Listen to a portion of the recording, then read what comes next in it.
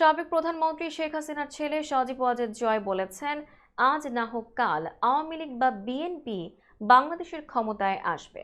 সম্প্রতি বার্তা সংস্থা রয়টার্সকে দেওয়া এক মন্তব্যে একথা বলেন সজীব ওয়াজেদ জয়।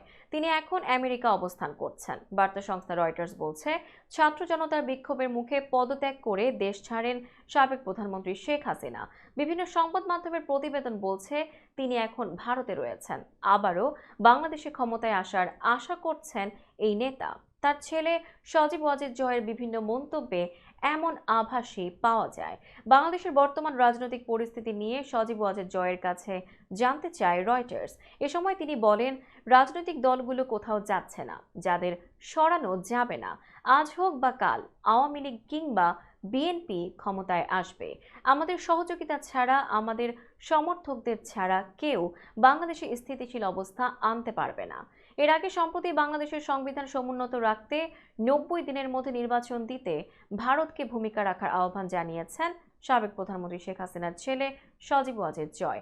আমেরিকার ওয়াশিংটন ডিসি থেকে জয় ভারতীয় সংবাদ মাধ্যম ইন্ডিয়ান এক্সপ্রেসের সঙ্গে এক ভিডিও সাক্ষাৎকারে একথা বলেন।